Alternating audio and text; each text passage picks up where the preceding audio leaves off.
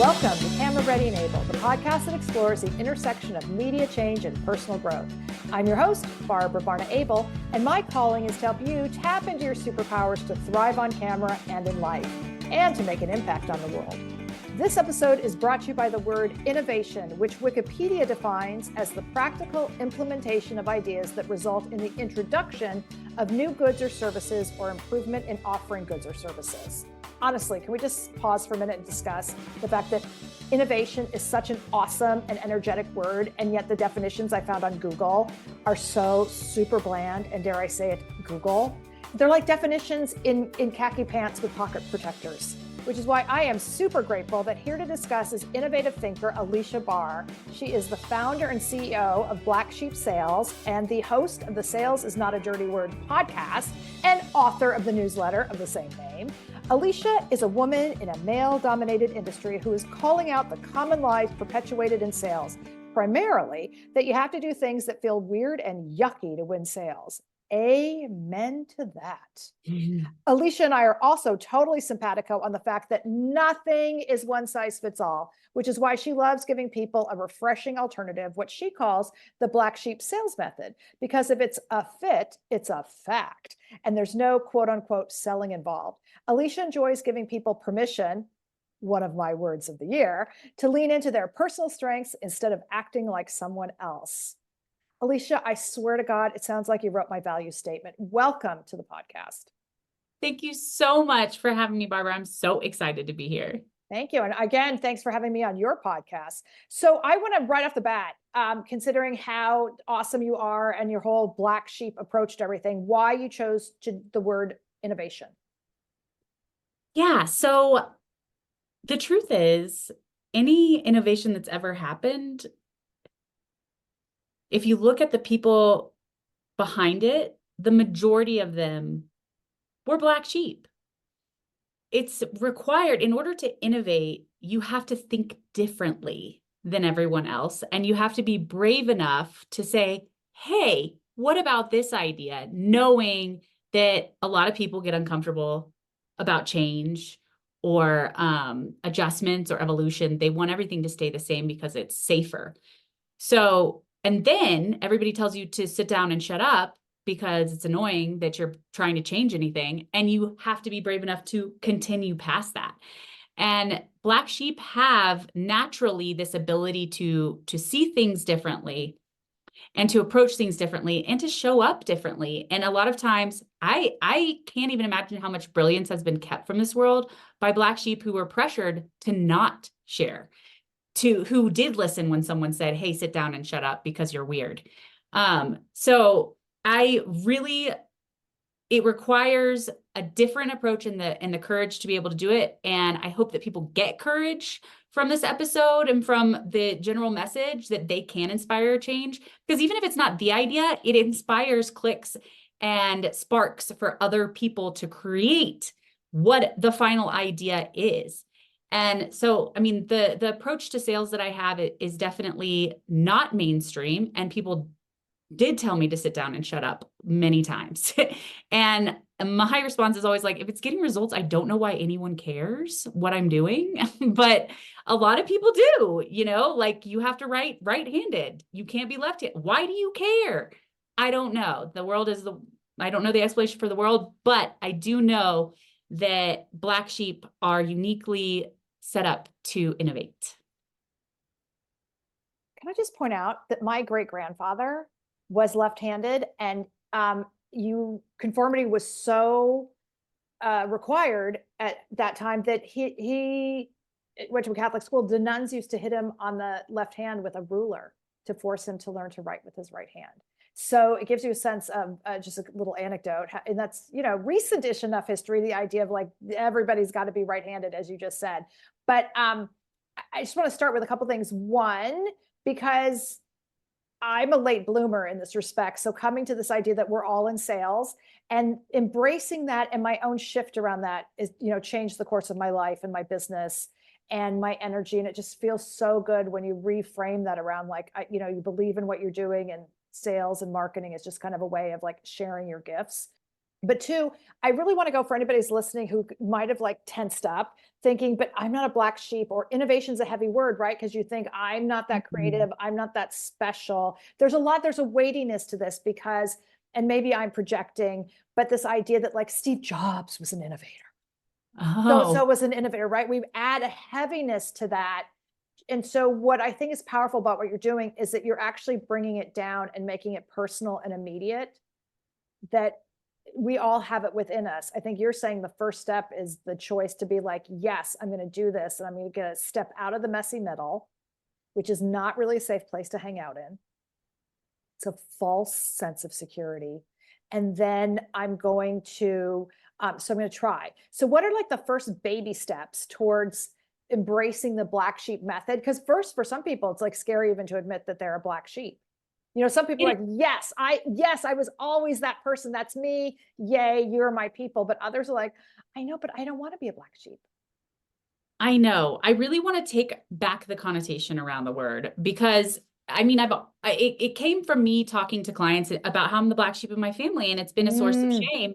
And I'm over it. I'm over it. If they said fall in line and I said no, and that makes me the black sheep, then God damn it, I'm proud. I'm proud to be a black sheep. Amen. Yes. Yes. And black sheep typically know that they're black sheep because they say something or they present in a way that gets this reaction from someone else that's like, you just dropped ice down their back. Like they're shocked, shocked that you said what you did or you look the way you do or whatever. And a lot of times people then adjust themselves. Yes. I would say like the best way to start leaning into your black sheepness, because I kind of believe that everyone might be a black sheep, like hiding because we feel pressured to by family, by society, by people in our industry, whatever. Anytime you have been told to do something that did not feel right to you, that was someone telling you to not embrace your own personal style. So, like, I think the first steps are, ooh, that doesn't feel right to me, so I'm going to say no to that. And other people can make you feel so wrong for your instincts, for your initial perspectives and approaches. Like how you told me about being on that all male board that was trying to advertise to women. And they were looking at professionals, and you found a wonderful woman who was fantastic at soccer. And you were like, the story is great. And they all said, no, nobody cares about soccer. And you were like, hey, I'm actually a female mom, and you're trying to reach female moms. And yeah, they care about soccer. And they were like, no, Barbara, sit down and shut up. And you didn't. But it's so easy for somebody to feel like they have to. And that wasn't like a Steve Jobs innovation, like it was being able to see something from a perspective that was so clear and aligned with you, and being able to lean into that and commit to that is the first step in approaching things differently. And once you really start going that direction, it sort of is like a snowball effect, because you'll start getting rewarded for thinking differently and seeing things differently and sharing that, because that is how innovation happens. That's how things move forward, is by doing them differently. Okay, this is a perfect segue then into what do you mean by if it's a fit, it's a fact? Yeah. So mainstream sales is getting somebody to say yes, regardless of whether it's in their best interests or not. So everyone's a fit, right? As long as they have a working credit card. And this is really short-term thinking, because obviously your reputation's at stake. You get nightmare clients who demand a lot from you, I guess, if you just don't care and you just don't deliver. But you really want to be clear about who does not get results with you. And it becomes kind of like having a list of criteria, like, okay, you have these expectations, you need results in this amount of time, you have these assets, this is your approach, you have this amount of experience, whatever those things are that make somebody really succeed with you. And then the things that are not going to be a fit, like, oh, you need results in 30 days or 60 days, or you need me to work on the weekends, or you're not okay with a 48-hour turnaround time. Those are common ones that are not a fit, or like you can't meet for a meeting, or you can't send me the stuff I need in order to do my job because logos or assets or events coming up or whatever. So being really clear about those things, and even you can even get more clear about it. Like you're not a fit for people who are prim and proper. We don't work really well if you're offended easily or you're super sensitive, like. Yeah, that's And culture fit. I was going to say, Aleasha, just interrupting you, sorry, yeah, is because extrapolating this, anybody seeking a job can use your black sheep method because those are the same principles. So from my end, the coaching wise, I'm always asking people, where are you going to thrive? So it's the same way if, you from a job or a business or sales, but the same thing if you are your product and you're going out there because you want to be in the media, it's the same idea. It's like it's all coming back to the same idea about creating opportunity. Where are you going to thrive? What's the right culture fit for you? Because maybe you weren't succeeding in selling yourself because, to your point, you were selling to the wrong audience. And just everything you just ran through, it's like it wasn't a fit. That's a fact. And so if you turn that around, then you can start to, find success and get in sync and find where you're supposed to be. Yeah, like there's no convincing, right? It's like, okay, you need results. You need 100 registrations in 90 days. I can do that. That's realistic. There's no selling involved. It's just facts. It becomes black and white. And when you can tell them who doesn't get results, they can self-identify, oh, that's not me. So I'm a really good fit for, the mom reality shows or whatever, if you're thinking about pitching yourself to the media, and the ones that I don't do really well on are people who are targeting Gen Z. Oh, great. That's not us. Great. Everybody knows it's a fit. There's not really like this convincing thing. And it applies to how you deal with objections. Like if they have an issue with something, you can ask and give it the space to be a valid objection. So let's say that they're like, yeah, but you're like a mom of older kids, not younger kids. And instead you can say, oh, well, is your network only reaching moms with older kids? And have that conversation with them so that they could understand. You can understand if that's valid, and probably it's not. They're just saying something weird. And a lot of times it triggers the person who's selling themselves to go off on these strange tangents where they're just verbally vomiting to try and convince the other person that like whatever their concern is not a concern, like, which feels dismissive and invalidating to the receiver. Like, no, I mean, could you just explore it with me? Like, is it a problem? Let's talk about it, I think there's also this huge generational shift now in collectively to all our approach to sales and the notion of authenticity and listening. And it's everything that you're saying. Because I think in the back, it was a little, at least when I'm growing, it was much more passive. It's just like, here was the thing. And I think I talked to you about this on your podcast. It's like when I got out of college, resumes all look the same, regardless of your industry. If I was going for jobs in the entertainment business and my roommate was going for finance, our resumes looked identical. Literally same font, same format, same language, all the same stuff. The big range of individuality was like somewhere between white to cream to ecru to maybe beige paper. That was it. Right. And so we were all sold the same way, and sales theory, I think, was all the same. And so now we're getting into this notion of segmentation and hyper niche and not being afraid to like find out like, where do you really belong? Like, what's your tribe? So backing up, like, how did you come to this? Were you like a super salesperson? Were you like the most amazing lemonade stand as a kid? Or did you have to, like a lot of us, like, no, I wasn't great at sales. I had to learn this. And that's why I'm like the super sales black sheep whisperer that I am. Well, so I was always what you call a natural at sales. So there are people who are natural at sales. And it's funny because they really just actually care about the person that they're selling to. And they don't ever participate in training. So they never know how to explain what they do. So somebody will say, like, what do you do? How are you selling so much? And they say, well, I don't really sell. And everybody's like, well, I don't know what the hell that means. And what they're saying is that they're letting somebody know when it's not a fit.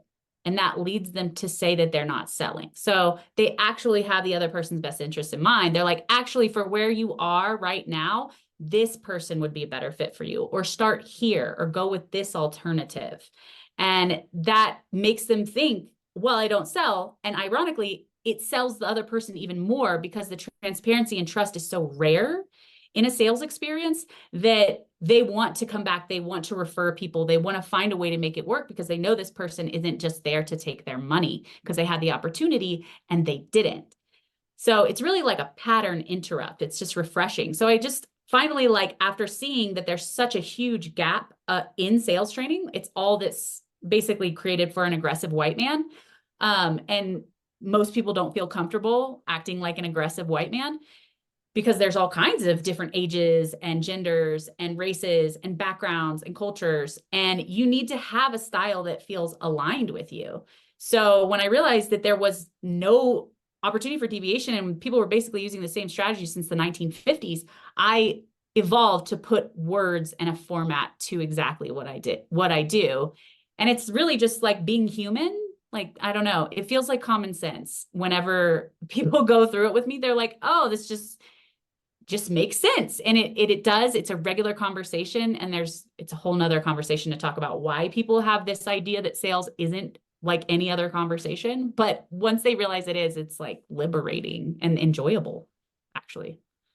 What I'm hearing from you though, one, it's values driven. Two, right? It's about connection, but it's also because now you're honoring your own values and honoring the values of whoever you're interacting with. The other thing too, there's a consideration of reputation management. Like you're long range thinking, right? You're not all about like the now. It's like, how can I build a relationship with this person and also maintain my own reputation? Because that person, even if we don't have a transaction right now, this person is likely to say nice things about me instead of negative things about me, right? Moving forward. So these are all like super important considerations that it's like, what's, play the long game. Because again, I'm in my head thinking about people who are listening who are like, I don't sell a product, I am the product. I'm like, this is it. This is everything people tell you. It's like, go be you and think about developing the relationships and you will start to sell yourself, right? Because you're focused on, value, not the immediate transaction.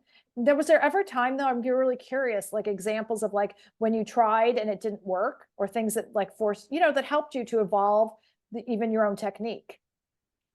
Yeah, I mean, so you're always trying on different stuff to just see how it feels. And you note the other person's response and how it feels for you. Like, did that feel natural coming out of you? Did that feel off to you? So like, honestly, I was called the matchmaker sales method, right? But it never felt like something that I was really excited about sharing. I didn't know what the alternative was, but I found out that whenever I was telling my clients about being a black sheep, each of them said, I'm the black sheep too. And I'm like, oh my God, is this the pattern I've been looking for? So I think you notice what it feels like. Like I worked with a guy, my boss, who loved to use way too many technical words so that he sounded really smart talking about digital marketing when he was selling to somebody. And they would be very confused, but say, oh, he's an expert. He knows what he's talking about. And I was sitting there trying to simplify and make it clear. And he was like, you almost took everything I said and made it sound not cool. And I was like, I just wanted them to understand what the hell we were saying. So totally different styles and both of them work. And that's kind of what I love about the black sheep sales method is that there is freedom for style. So when people are thinking about selling themselves and somebody not liking who they are, it's like, it's okay because that person isn't a fit for you.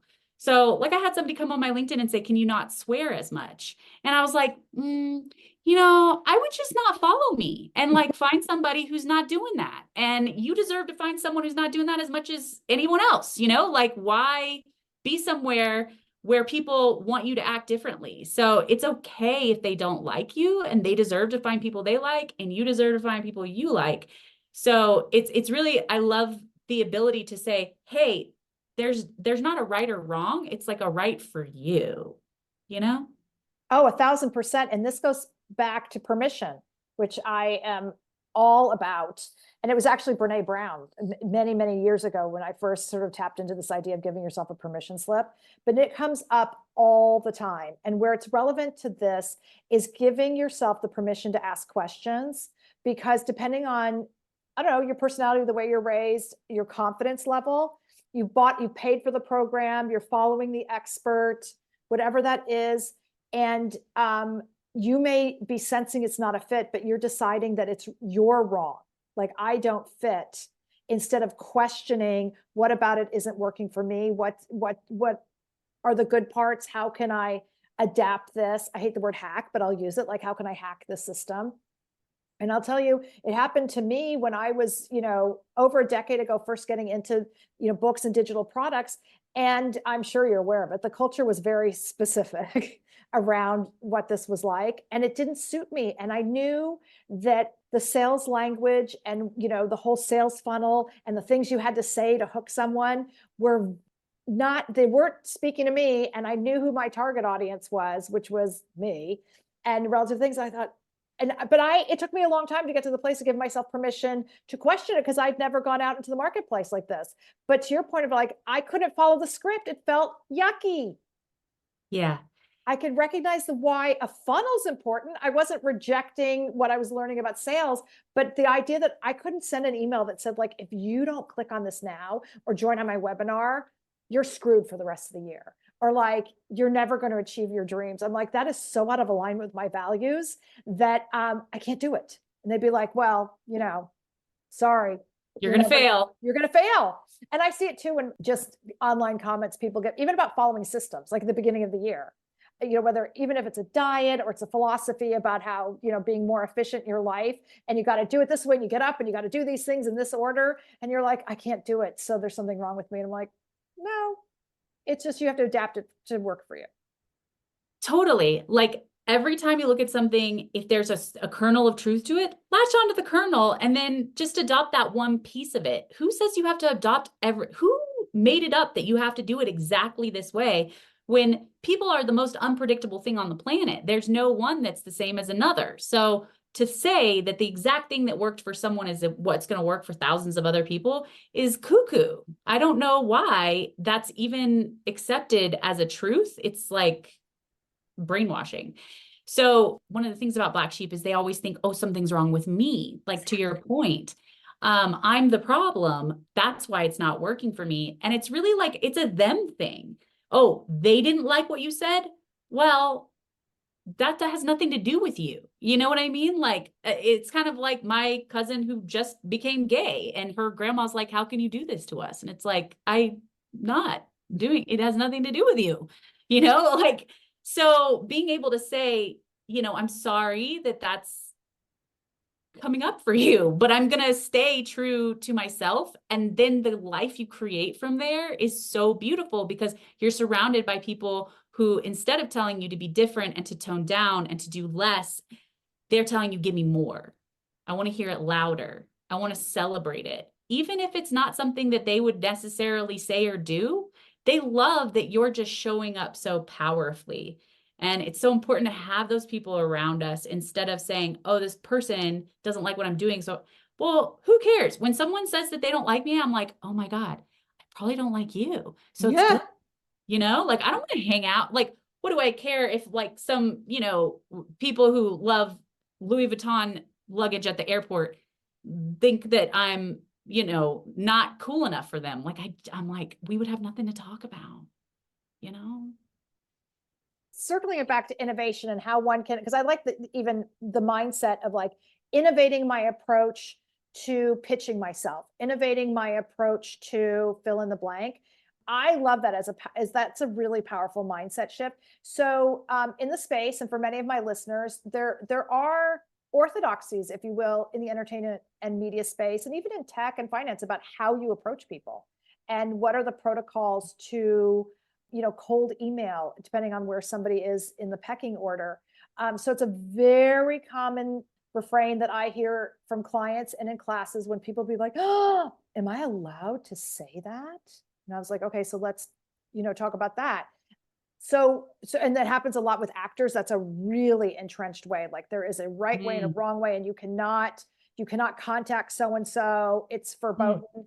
And so this is getting to the heart of it, because it's like, it's not necessarily going to serve you to go do something quote unquote wild and crazy, but to stop and innovate, as you're saying, and to really think about what's the value, what's the fit, how are we aligned or in sync, or what do I have to say? So that was my long-winded approach to ask you just sort of general broad strokes about like, because I know email sequencing is something that you teach in your method. So if you could explain to people without giving it all away, but what that even means and where we start with how to approach somebody. Yeah. I mean, the first thing that's important for any kind of sales or marketing is talking about the other person. What's in it for them? It's like 101. Don't talk about yourself. Nobody cares. What can you do for somebody else? What connect the dot for them?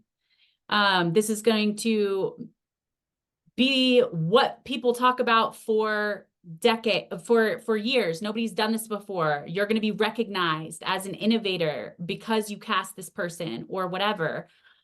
Those kinds of things that are going to play into what the other person wants. And the more you know about the person, sometimes I give this like analogy to a baseball game, right? I don't know why, because I don't even like going to baseball games. But let's say that you have two different friends you could invite. One is married and one is not. Well, the married one, you're going to say, okay, you'll get some me time, like married with kids. We'll pick a quiet spot. It's going to be a beautiful day. We'll have a great seat. And then the other one, you're going to talk about, I'll buy you a beer. We'll get to mingle with some singles. It's the same event positioned differently depending on what motivates the person that you're talking to. So the more you know about who you're quote unquote pitching, the more you can customize what's in it for them in a way that they care. And that's going to make a world of difference in the person being receptive. And also you feeling good about it. You need to feel like check in internally, like close your eyes and think, do I feel good about this? Okay, that was fantastic. So one, I'm circling back because it's like we have to innovate how we think, which I love. But two, you just said it's like you customize in order to motivate the person you're trying to reach or connect with, to motivate them to stop whatever they're doing, to listen, to pay attention to what you have to say. And when you do it in a way that feels really good and honest and value driven, for not to overplay that, then it's like your chances of success skyrocket. I love this. That was such a good example though. How did, like those two examples of like two friends, how do I talk to those two friends to get the same result? Yeah, I mean, it's a great example of how literally people are doing this all the time and they think that sales is different. It's the same thing. But also you can apply this to leadership. Like anybody listening who's like, how do I motivate different employees? We all know that some people, that's when we get into our Myers-Briggs and understanding who's on our team. It's like, so-and-so's motivated by this, XYZ is motivated by that. How do I talk to them? How do I talk? I love it because motivating your team and getting your ideas across, of course, is a version of sales.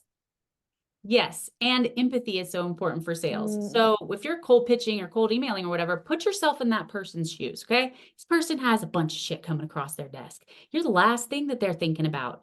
What do they want? What's going to make their life easier? If you were in that position, you'd be like, oh, thank God. I'm glad I got a break.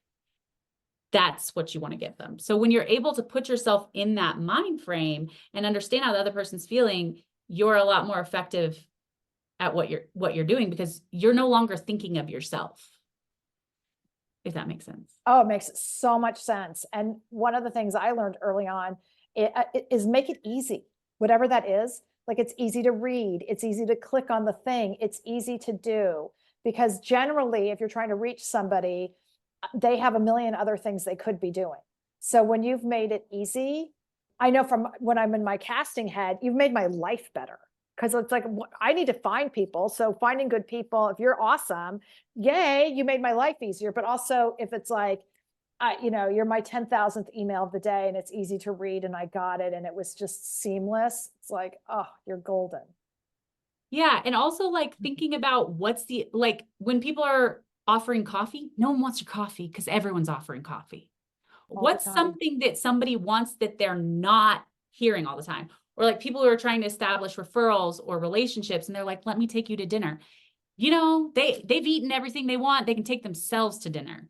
So like a huge studio exec doesn't give a shit about your dinner. You know what I mean? So it's like, what can you offer that's different and valuable to the person that's going to make them say, thank you. I want to talk to you. Yes, I want to pause for a sec because that's come up on the podcast before. It's be clear on your ask because I'm love to support and mentor.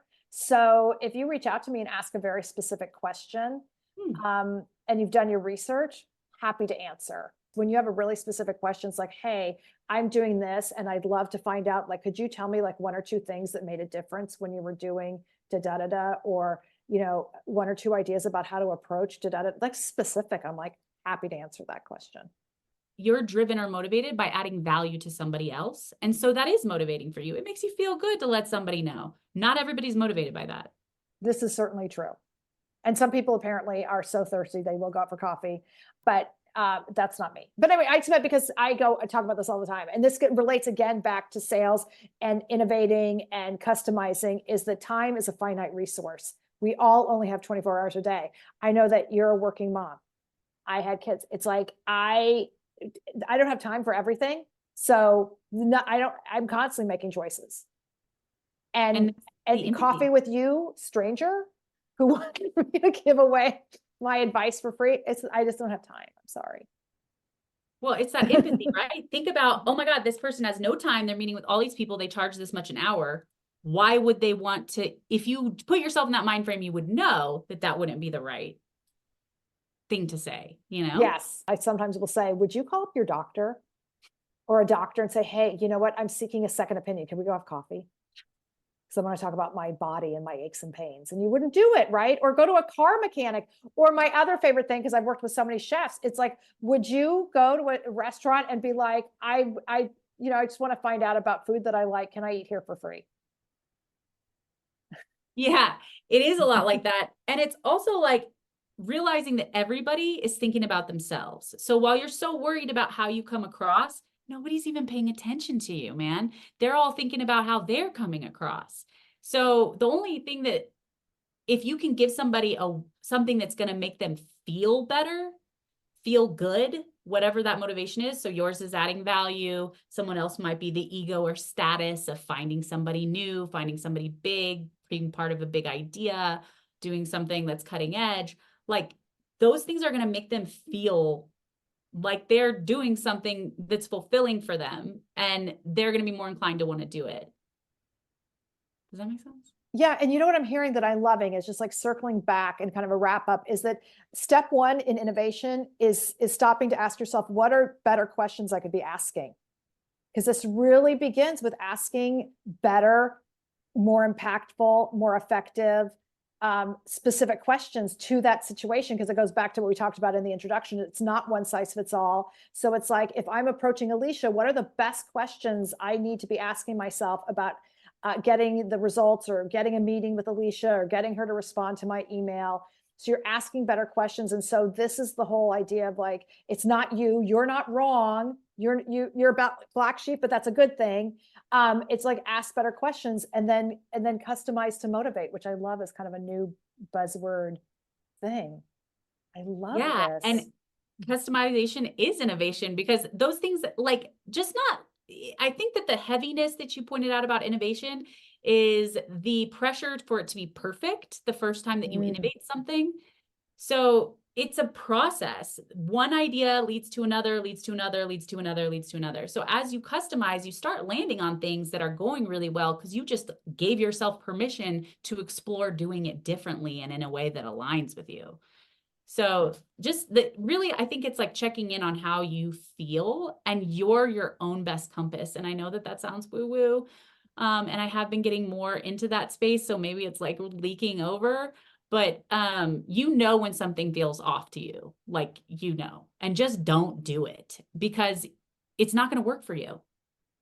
Well, that's tapping into your intuition, which is a gift.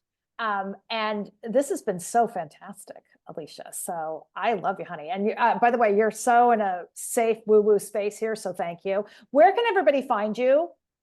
Yeah, so I would recommend listening to Sales is Not a Dirty Word, the podcast, and specifically the episode about how to sell like a natural, which really lays out the whole method. Oh, that's great. I'm going to link that in the episode notes. Perfect. You're a gift. And then for everyone listening, I want to thank you for listening to Camera Ready and Able. If you want to feel more confident and less stressed on camera or in presentations, I am here for you. I really appreciate your being a part of this community and want to support you. So I'd love for you to support me too. If you enjoyed this episode, please take a moment to leave a 5-star rating. Thank you. And if there's a topic you'd like to hear covered, please shoot me a note via my website, ableintermedia.com, where you can download my free ebook, 12 Tips for Success on Camera.